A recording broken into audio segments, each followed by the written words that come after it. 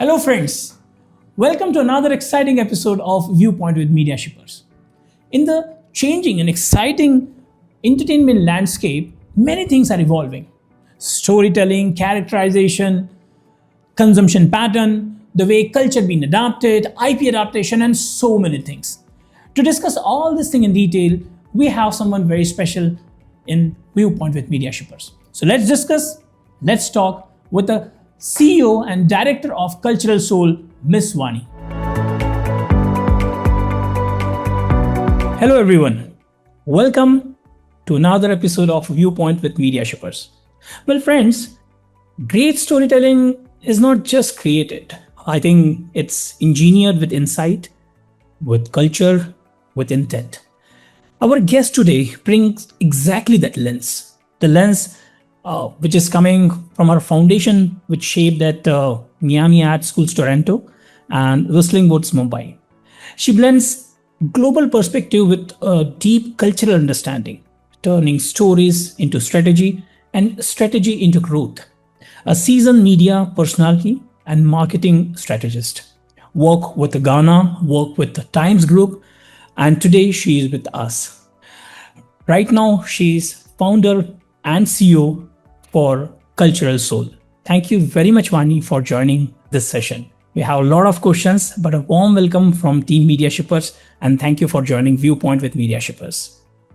Thank you so much for the warm welcome and for a very kind gesture of yours with those words that you've chosen.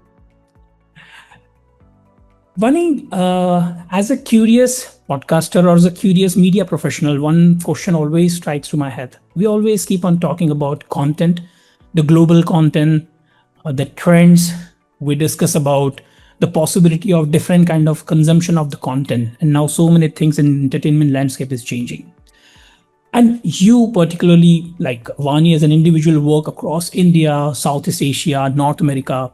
In all these regions, you have contributed from your strategy standpoint as a media personality. What's that one truth about audience, according to you, that makes an individual as an audience to consume that content while they are consuming in a different format? What is that one truth, whether it is a truth of cultural exploration around their society, whether it is all about understanding the content?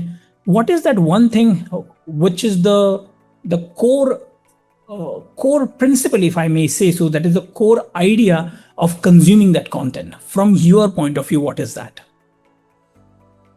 Okay, then since you asked my point of view, let me tell you a story that happened not so long ago. I was traveling to Thailand. I grew up across Cambodia, Thailand, so these countries are pretty familiar to me. But I traveled precisely to attend this Bangkok Design Week. It's an amazing event for inspiration. So there, I actually, for the first time, despite growing up as a 10 to 12-year-old in Southeast Asia, I discovered a very cultural synergy between India and Thailand. And right before starting the event, they actually did an entire Ganesh Pooja. They did what? They did Ganesh Pooja. So basically, they prayed for Lord Ganesha. Oh, okay. And and then I started. That actually perplexed me. And then I asked a local Thai person, what is the significance of such a ritual? And they actually use the term that's the deity Ganesha, and we believe praying to Ganesha will bring us good luck. Okay. Which is predominantly very much related to our cultural practices or religious. It's not cultural, religious practices. Yeah. In doing that, once I understood it, I started digging more deeper into what kind of content consumption or ad. How is Thailand doing today in terms of ads? While we marketers have this tendency to say that, okay, this is the demographic, this is the market, this is their behavioral traits, वगैरह. The underlying human tendency is to search for relevance. Right. if they see resonance in the kind of content that they are witnessing, they actually find a synergy, or more than synergy, they will make time to invest in the content or invest in the experience that the content gives or the story tells for you. The underlying truth forever has been relevance, not the format. Audience, it's you and I are, for the sake of, I might be radical in stating it, we love this to have jargons in our dictionary. Right. We love to use terminologies. We say it's data.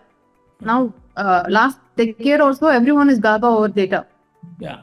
Now, everyone has started moving, saying that more than data, intent has to be correct. Insight mining has to be the next, or cultural insight is now the it word.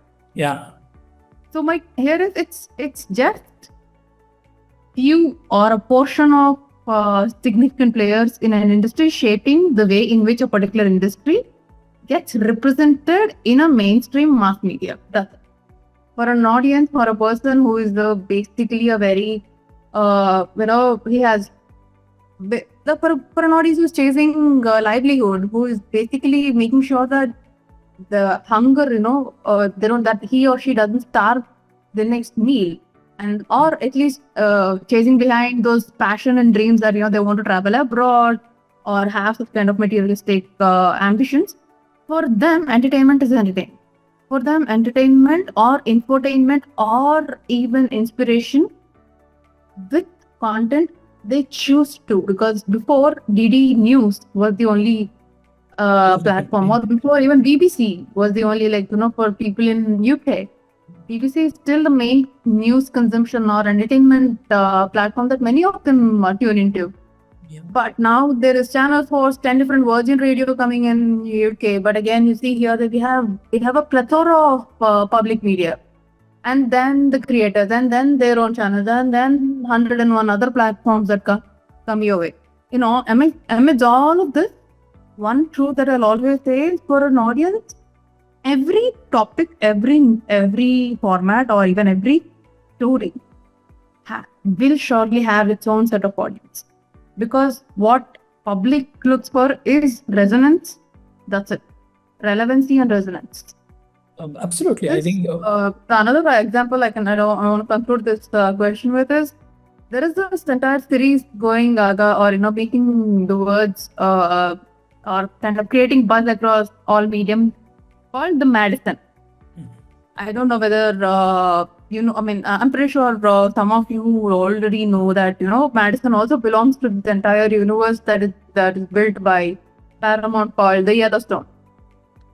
So if you see in a fast-paced world like today's, or we are saying that there is attention span, there's no attention span, 3-second interaction, micro series, all of that. This is a limited show. This show, Madison, is a limited series, 6-episode series. Each episode at least 50 to 55 minutes. Low-paced, heavy on dialogue, and literally it's actually situated in Montana, USA. So the radical part of it all is, this show is about a 40-year-old good marriage. So why is that a buzz? Why is that show a breath of fresh air? Because majority of them are looking at resonance and relevance. Right. While Netflix and Primes are showing grayscales of the world, this show says that, okay, the beauty of 40-year bond. It's all about that. When you are mentioning about terms, which we kind of discussing about that data, then we discuss about that insight, then we talk about intent, and towards then we are trying to connect to the ultimate truth, that is story. Like we are deriving from data to insight to relevance to the insight is obviously relevant. That's why probably it is considered to be an insight as a pointer. And then we talk about the importance of story. Like in this global world now, so many new things are happening.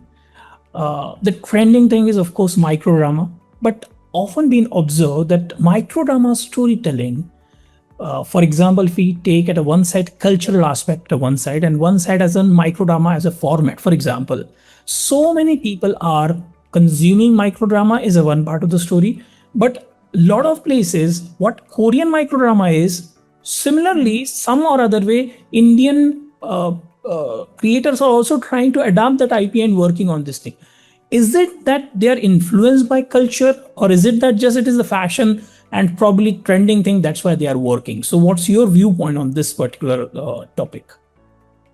The topic you mean adaptations of formats? Yeah. Okay. So why do we as an India buy into these formats is because I've actually written an article on my Substack. I've shared an insight on Substack about how India loves formalization. Mhm. So everything, the moment they realize that they can make a pattern or a formula out of it, they want to replicate it until such an extent that that particular method actually dies or gets exhausted. So we are a culture of hardworking and also scaling people. We scale at a pace like no other country. We innovate and adapt at a pace like no other country. We adapted to digital payments while the majority of the world even today doesn't have QR payments. And that I know North America for the longest period of time, even back in 2019 and 18, they were not okay with tapping their cards. So that is the level of adaptation that we have. So when it comes to adapting format, we are the first ones because we are consistently open to different cultures. We accept different cultures because we have a fascination for the world. We have a fascination to go global. And that's and we are what? Fresh, not even 100-year-old country in terms of freedom. But So for us, interestingly, we are a great, yeah. But interestingly, we are a very old civilization as a country, 100 year. But when it comes to civilization, and that exactly comes to my second very important question. In India, storytelling is basically like hum nana nani ki kahaniyan, dada dadi ki kahaniyan, and all these are like cultural exchanges keep on happening. And storytelling, by default, it's in our blood, like in Indian context. I think across the globe also some or other way it is happening. Typically, if you go Maharashtra, if you go to Delhi side, or if you go in Indian context, if you go to north or south or other part of country, there are local heroes. And at value point, these local heroes are some or other way telling some story. The angle of the story telling जब हम बच्चे रहते हैं and जब बड़े होते हैं कि बीच में कुछ ना कुछ बनता रहता है at every point we are learning nurturing and at the end of the day when we are getting into the presentation side of it we are weaving these stories in our own form and that comes to probably the format and all this thing. My specific question is that as you are earlier mentioning about data insight and then I try to understand about the question from the storytelling वो कैसे evolve हो रहा है from the from the subculture intelligence standpoint of view, how can content creator and platform practically use it as a business tool? Because everyone ultimately they wanted to commercialize the story. The angle of culture is very important. So what's your viewpoint on this particular specific topic? I particularly, again, to weave into the previous question that you asked. So we are the underlying fact about that is we love adaptations and we love formalization and we also do improv to that formula. And so we improv in a way that it fits us. And so there is a resonance that we create. And so we create a market for others in that. And that's why if you see a group like Aditya Piti is already has 100 microdramas and Mr. Aditya is already posting every day that we have 100 microdramas up for licensing on LinkedIn. So my point here is coming back to this entire aspect of culture to commerce via storytelling or via establishing content engines. Why, when you understand a subculture, the biggest Korean headquarters in terms of fandom is in Chennai. Okay. In India. And it's literally the group, the community encourages all things Korean, from K-pop to Korean dramas. Your Korean stars are actually there is actually a movie called Made in Korea, which is on Netflix, where a Tamil lady goes all the way to Korea because she's always fascinated by the Korean content. And she tries to survive there. It's basically a very heartwarming life, slice of life kind of a story. If you see that, that is actually backed by an insight because Tamil Nadu is high on Korean consumption. Right. So here, how do you make that? Because one production house took that insight seriously and did a co-production. And in that co-production, they have actually backed, and that is actually backed by a platform like Netflix. Right. And because of all of this, there is a casting that is wonderful. Priyanka Mohan is well-known face. So my here, how you finding subcultures, like, your gaming is a subculture. In gaming, PUBG is a subculture, and so Hero Honda released their two of the bike models via PUBG. So how finding that and then resonating with it and then creating content, or basically create stories. Do not create stories for a format. When you create a story can be adaptable to 10 different formats or emerging platforms. Right. But when you create something for मुझे सिर्फ micro dramas करना, micro series करना है, तो मैं ऐसा सोचूंगा. Like, you don't think like that. That's why even your best of micro series writers are radio writers. Yeah. Who have written jingle like anything and produced at least audio ads that actually interacted with audience even before visually came into play. Yeah. So that's why even today, public sector FM radio writers are high in demand in the media and advertising world as well as entertainment world. Right. And you're very right, because when you are writing, for example, particularly you're writing a jingle or for say any radio drama, that is much tougher according to me, because it is the responsibility of a writer to make that visualize to the common man. The audience who is listening that need to think on that ground. So that's where that specific set of writing, that nuances built up, the culture, the characterization, all this matters a lot. But also in a time span. Absolutely. Writing for 40 seconds, 50 seconds, covering this entire story, this is a very tough job according to me. And a lot of people are having this, probably, I don't know, converting a long format into short clips is not microdrama. That has a very different, People are creative. People are adapting already existing content, but in the name of saying, platform adaptations. But as I said, creating a story is the first and foremost intent. Exactly. But only then that story might actually be relevant across platforms. But the fact is, if your intent is to make a story that is relevant to audiences, you have achieved. That's it. That's your first milestone that you need to aim for and achieve it. When you read it, you should feel like, yes, this is a story that particularly addresses to so-and-so audience of so-and-so interest. Often I also observe, Vani, and you please correct me if I'm on wrong track or if you disagree with me. Sure. We create some content. Sometimes we write totally from the angle of like our creative exploration, which excites us. Sometimes we are not probably thinking about the other aspect. What excites us, we write on this thing. Sometimes that is influenced by our social, economical, political environment, and then accordingly we write these particular things. The other way of routing it, that we get some insight, we get some data, and then somehow we try to fix up our story according to the requirement. Now, what is that fine balance? What to do? And is there any particular formula or particular way through which we will be approaching to storytelling? Or you believe that this is a very natural inclination toward our surrounding and then the exciting part which we are thinking while we are writing? To talk to you about this, I'll tell you, I think I have to take up another example of MTV in its glory, MTV India in its glorious days. If you see that short form content, what we call today short form content, MTV excelled at it. They launched with short form content. Their intro, literally the moment every day in the morning, 9 o'clock, the channel used to be available. The intro itself will make it evident what you're buying yourself into. And the intro will not last more than 3 seconds. Yeah. So if you see, and then the VJ welcoming or VJ actually greeting you, that is actually scripted. If you see Mr. Prashant, I think so on LinkedIn, he writes at length about the days that they have spent in ideating and drafting scripts for broadcast. Yeah. And Seher Bedi, the creative producer who has launched Nikhil Chinappa's the first VJ of MTV and written actual delivery scripts for them, have written at length about how she learned writing. Right.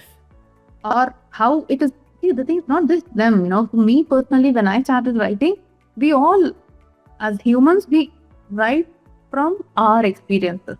Correct. But when a person chooses to be a writer consciously, I have seen the best formula to work so far is the person, writers who reimagine themselves, recalibrate their skill to changing formats, changing times, but their core style always remains. If they are a political journalist, investigative journalist, they write like that. If they have that curiosity for investigation, that investigation as a speech resonates in their script across, be it radio jingle to even an audio show or a podcast. So it's more, I've seen writers at best. I have also actually, during Times of India, when I was working as a content leader for Radiometry, one brief that I would give to both my writers is write what you want to write and let's see how can we frame it up. The only thing is we need to question. It took us 2 months to do 2 things. 1 month for a person, one of the writers he comes from journalism background. He used to write features for publications. Mm-hmm. He has literally gone back and gave so much of information. And the other writers sat here and she could make story out of it. Mm-hmm. Both of them together. And while she made a story out of it, the research person said, I want to tell this story in certain way. It has to be a single narrative. And what I, as a strategical input, is that let's start with a question and end with a question. It should be a question to question conversation in one episode. In that way, each episode deals with 7 principles. Like there are 7 principles of Chanakya, and there are 7 principles we chose for first season, and each episode deals with each principle questioning, answer, and then another question. Yeah. So for me, both of their natural style of writing is something that ignited the pace of work. And by the end of second month, both one person's, proactiveness to say that no, I want to upskill myself into a better storyteller, or not just a journalistic writer, but I want to be a storyteller. And his perspective made a lot of sense because he is also the person who went back and said, okay, he has said this, or this is quoted in so and so script. So that understanding of what is the intent, the strategic intent for it, and then intent to actually upskill, basically not be caged in a box. So I have seen the best of writers do that. I have seen Manav Kaul as an actor who does that. And I follow a lot of, I read a lot. Jeffrey Archer is my all-time favorite author. If you see, he has a particular style for a drama, but he has reinvented himself in putting drama and placing that drama in 10 different situations. Yeah. Yeah. Sorry. So yes, all the ones that I follow, they've always reshaped themselves, didn't put themselves in a box. From the greatest of the ones to the people who have worked on a peer level, I've seen this is the very common trait. I don't know whether we can justify it as a formula, but I think it's more of a trait than a formula. Absolutely. I always believe that whenever there is a excitement about writing something, or we feel that we should write about this thing, format doesn't matter. I think it is a core germinal idea which excites the most, and then according to the scenario we adapt it, and of course then follow the standard rules and the other things.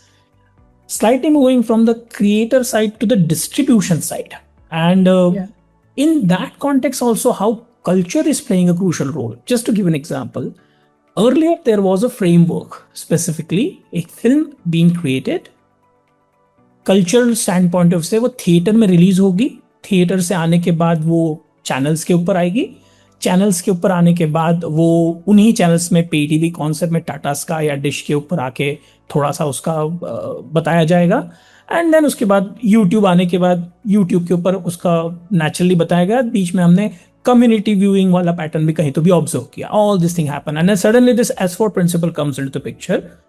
The OTT comes into the picture and then say, hey, if you have created something, we are here as a buyer, wanted to show it to you. It allow my viewer to buy or watch content anytime as per their convenience. Now, there is a typical world of theater. Then we talk about SVOD, then we talk about TVOD, AVOD, fast channels, cable, and all this thing. For everyone, there is an audience. Some or other way, everyone is consuming that content, and it's fine. That is going great. How do you see as an individual, from your lens, what is that one single phenomena which hit the most in today's entertainment landscape, that a one content piece is traveling to theater and suddenly it still has a demand for AVOD also?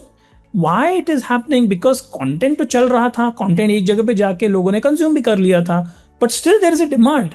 Or do you feel there is no demand, it is just been created and hyped? What's your viewpoint? Basically, it's a yin and yang thing. Without demand, you can't supply. In order to create supply, you have to create demand.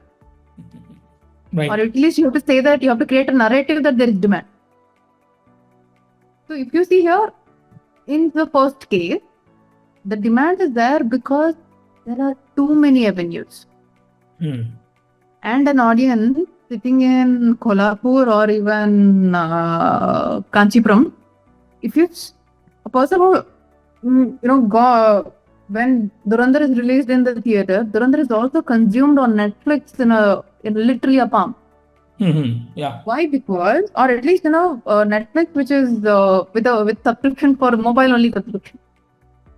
So if you see that, not everyone is looking for, or before, avenues and mediums are less, and so there is one particular way in which people would consume it, and so the demand for it is in that particular medium, and that particular medium will translate to 10 different ways over a period of a gradual time.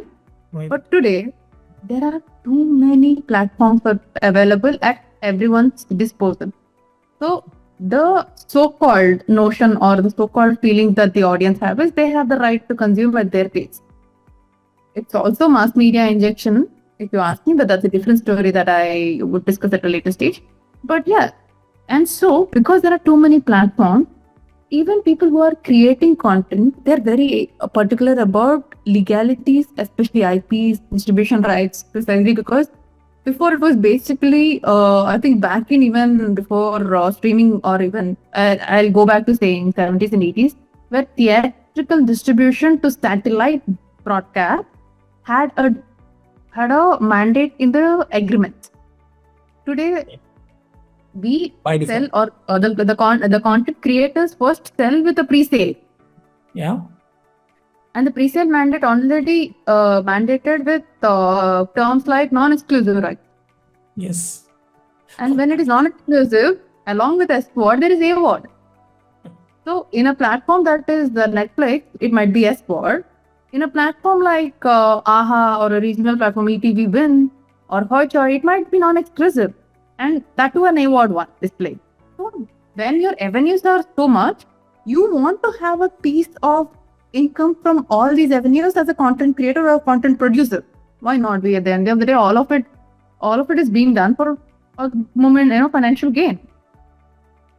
Absolutely. So when you have that assessment, and it's also in one way it is good because that's how this kind of multi-layered distribution and multi-layered IP right is exactly how the best of visionaries may turn their studios and products like Paramount, Disney. They became that because they actually invested way before. Today in Indian players are realizing today. Majority of them, even until 90s or early 2000s, maybe there were literally, I know many regional players or even mainstream media producers who do not have agreements in place. Right. Getting the agreement today is one thing. Now agreement has become norm. In fact, Hollywood Reporter has actually written an article saying that how legal spend has doubled in the last 2 years, just in Bollywood alone. Correct. Because the consciousness of monetizing the content or monetizing reality produced by you for eternity came today. It's a late adaptation in this regard. And when there are avenues, yes, your James Bond, the Fleming, Ian Fleming family, generations together, they get loyalty. Yeah. Earlier, Why not? I agree. And I think this is very important, which like I was also thinking that now so many platforms are there, because you very importantly mentioned about the rights management and the legal contracts. But at the same time, don't you think, Vani, that so much of content is there for consumption, but still there is no democratization of content? That's like, do you believe that there is a democratization of content, or is it like the platform is sharing something and we are bound to see that? It may be their promotional strategy, it may be their way of putting content in front of that.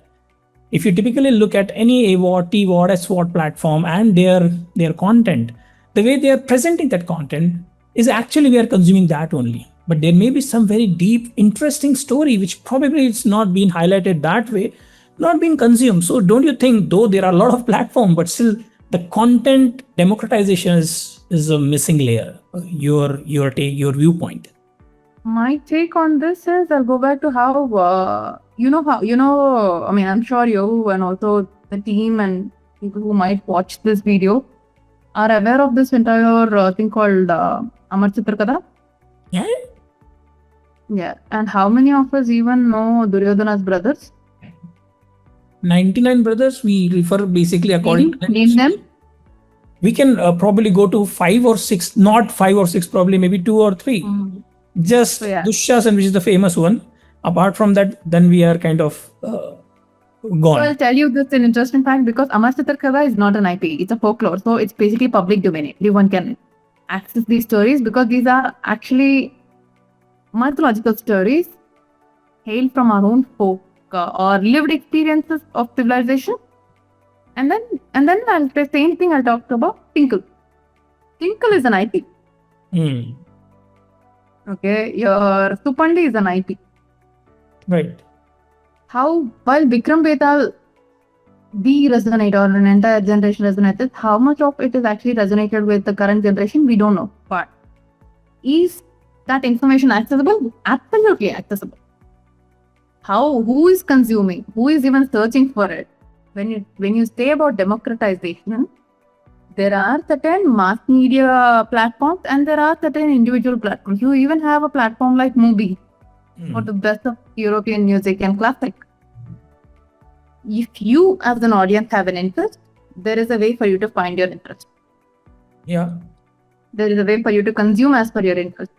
But don't you think discovering typically we are coming from just to counter argue, not the argue, but just putting my. Please, it's a good intelligence. Because, for example, you give a very interesting example of Amar Chitrakatha, and you also mentioned that Tinkle is an IP, but still Amar Chitrakatha or something like Akbar Birbal or Tenali Rama or other things are not probably that popular, or even if the popularity range level okay hai, something like that.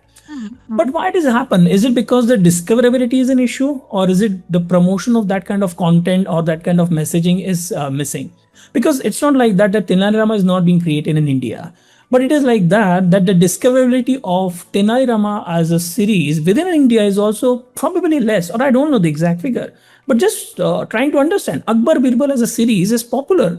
I remember during my childhood days, I used to watch that on Sahara Filmi, some place where these Akbar Birbal series used to come. Yep. And then later, today's generation probably is not, you mentioned correctly, probably they are not aware, or I'm not quoting that they are aware or not, but it seems that discoverability is an issue. Maybe what's being served to us is something which is very much in front of us, and then we are consuming that. But the deep dive, the true gems in terms of content which has already been produced, somehow in the absence of discoverability, it is not reaching to the potential or desired TG. So I'll tell you that again. As you mentioned, all these things about true gems. True gems. Content is subjective.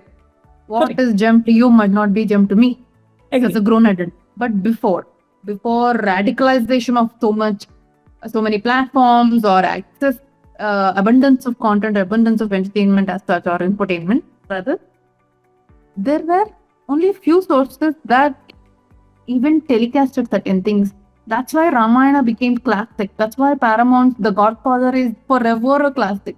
Not just because it has been the best. It is, yes, it has its credibility in terms of the craft and etc. But the fact is, at those times, there were limited sources and also limited media voices that said this is the gem. And so that gem got restored in historical books.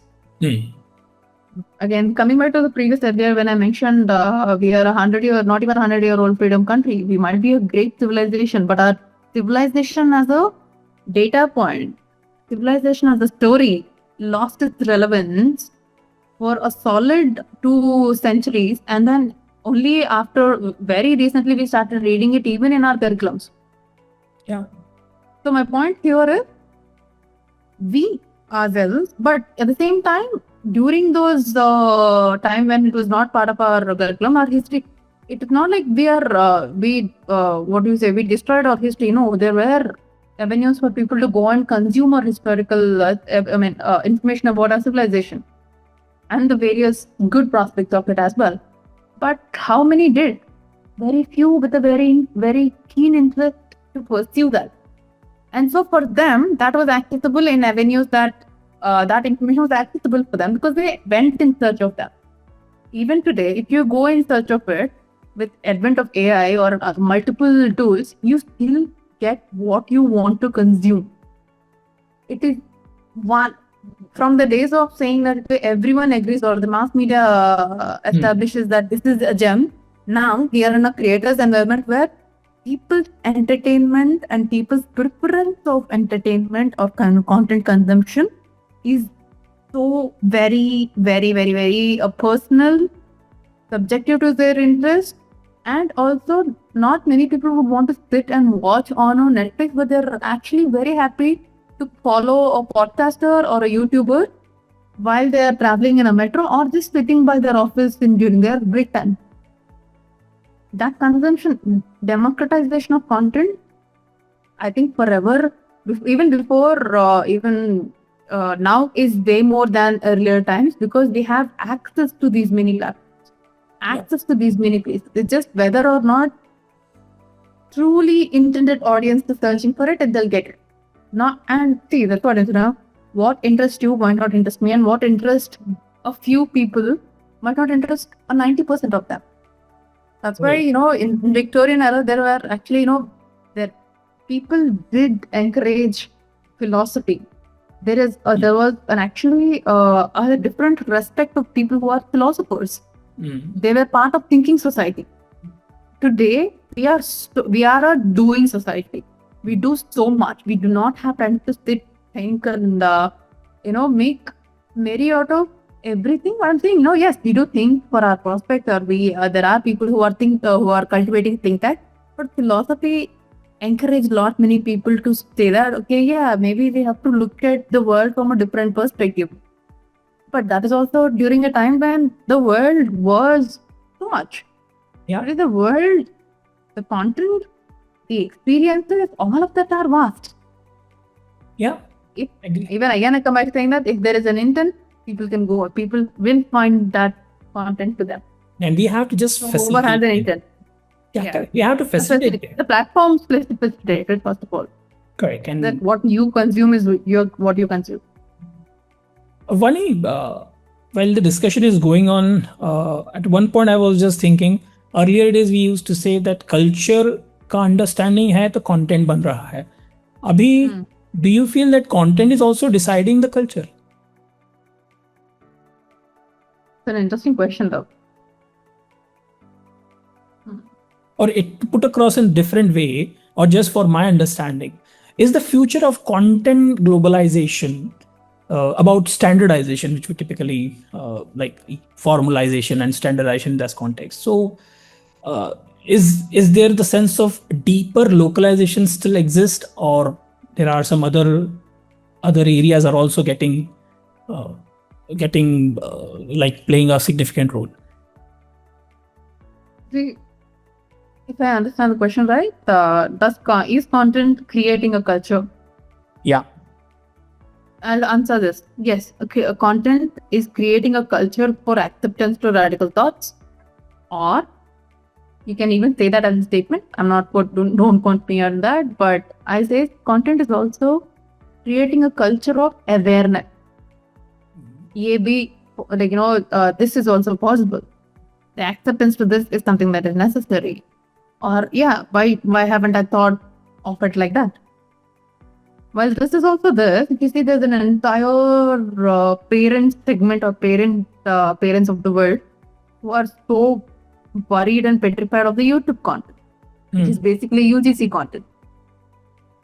So there, while that is that, even Cocomelon, which actually has both pros and cons and adverse effects on child's brain, basically mental development, has invested in a research facility where they would say they would better understand different aspects of children's development cycles, and so accordingly they will frame their content as well. They've done a partnership with someone in USA. If I'm not wrong, I'll surely share the link with you.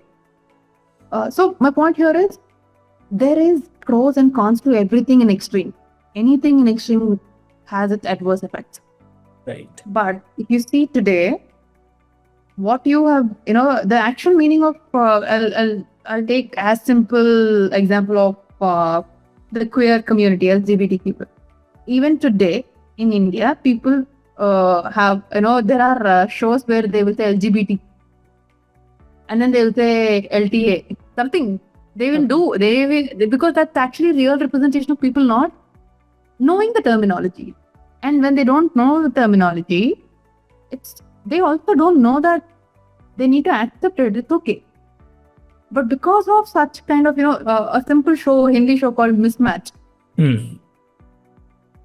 is being watched by a 35-year-old, 55-year-old, and also a 13-year-old sitting in Patna. Yeah. For them, this becomes, okay, I need to mind my own business. I should not be commenting unnecessarily on anyone. What is their life is their life. That sense of thought, at least, is being instilled because the culture is actually getting instilled because of the content that they're consuming. Again. And then the Cocomelon aspect also is valid. Absolutely. This is very interesting. It's no straightforward answer, because there is always underlying nuances to a lot many things that are happening. What we see with the naked eyes might not be the only truth. No, but I think I got your point, and it's very, very relevant also what you are mentioning. The one last one, and the straightforward, that if you could redesign the global content ecosystem from scratch, or let's say the ecosystem, whatever you like or whatever you watch, let's not put the global context as of now. Let's put the point that whatever you are seeing or viewing or consuming from the content ecosystem standpoint, and if you want to change anything, what's that one thing you would like to fix immediately?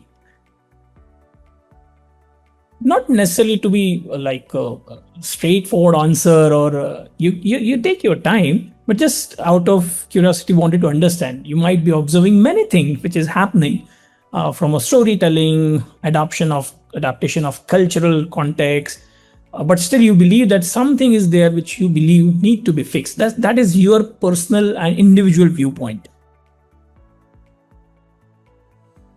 I would first focus on actually having a standardization to the process of content production or storytelling, which doesn't allow people to say that, okay, there are, which doesn't allow people to say, or how do I say this exactly? Yeah, this doesn't allow producers or financiers or even production houses or production studios across the globe say that, okay, I know this person, let's employ, or I know this process, I have done this 101 times. No. There has to be a process, there has to be a vetting, and there has to also be an investment for a long-term vision. So I feel majority of studios across the globe, because the way in which different cultures work, different markets work, have their own set of style of working. and some adapt to changes, some don't adapt to changes. But one standardization in terms of content production, with, for example, how Hollywood has established an entire studio system where they've nurtured artists, but they've also nurtured frameworks. Like every film will have the same stylist, same hairstylist, and also the same set designer, or the studio employed set of set designers working on that particular project. If that is the process, that should be a global process. In that way, employment becomes the ecosystem becomes more how do I say this, favorable and become more also inclusive. aspirational and reliable. It's responsibility for everyone, and it's also the aspirational, as you mentioned, is the right word, because everyone then aspire to do that in certain way. Yeah, see, I have the biggest reason why I even started Subculture is because I don't see Indian visionaries like Disney. I see Reliance now taking, I mean, yes, they are actually creating a cultural wave and making a mark out of it today. But my point is, but the fact is, it's today. But we had the best of even Ramoji film cities of the world are built. But they're built for a very short-term vision. So, and that is because the way we functioned or the way we got filmmaking to us is very different. It was not replication of, or it was not even adaptation of what was actually functioning in a very good way back in Hollywood, because we fear that we don't have that much money. Yeah. But what we created Maya Bazaar back in 50s, and we say that we don't have money, that I fail to believe so. So my point is standardization in terms of process, in terms of certain mandates, so that one, the process becomes easier and the industry becomes aspirational and reliable for people to choose as a livelihood. Two, and everyone's saying that favorism, nepotism, even yes, your director's son can also be an actor, director, writer, whatever it is, but he is going through a studio as an artist representation. What's wrong in it, first of all? But the fact is that the industry, first of all, should reach to a level that it becomes an ecosystem. Correct. Now it is individual players. Even today, it is an individual player, not ecosystem. Only Producer Guild of India got framed or even formed only recently. Interesting. So we have a lot to catch up on. I'm sure, and I'm sure in coming days with so many new things coming on our way, with dynamic leaders, with visionary, with storytellers, with cultural adaptation, and a rich heritage of us as a nation. I think these all things are going to make it even bigger and larger and more engaging for the audience. And of course, at the intersection of possibility and challenges, we need to buckle up and we need to make... Now more than ever, we have minds and energies invested today. In today's time, there are minds, there are investors who have said, who have traveled across the globe, be it from the groups like Aditya Pitti to Shubhashis Sarkar, the Reliance Group CEO, or even many indie players, even Guneet Monga, the way she runs Shikya Entertainment.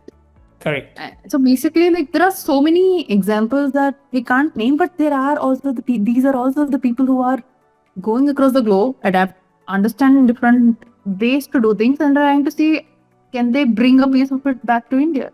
Right. And can we be a bigger player in that market? Yes, your Ramayana went and the first Indian film to be displayed in CinemaCon. Absolutely. So yes, absolutely, many things are possible today. We just have had a gap, and maybe we are, I'm sure not maybe, there are many players who are currently bridging that gap. Definitely. On this very positive note, I would like to say thanks to you for your time, and look forward to learn, to understand what brilliant things is coming across from your side. And thank you very much for your time, Vani. It was really pleasure having this discussion with you, discussing about different type of topic, understand your viewpoint. And I think for our audience, this is absolutely going to be helpful. Thank you so much for your time, Vani. Thank you for watching Viewpoint with Media Shippers. In the pursuit of taking insight and viewpoint of media leaders, we are bringing this show to you. So stay connected. Thank you very much for watching. And yes, Media Shipper is on our mission of spreading stories from every corner to every screen.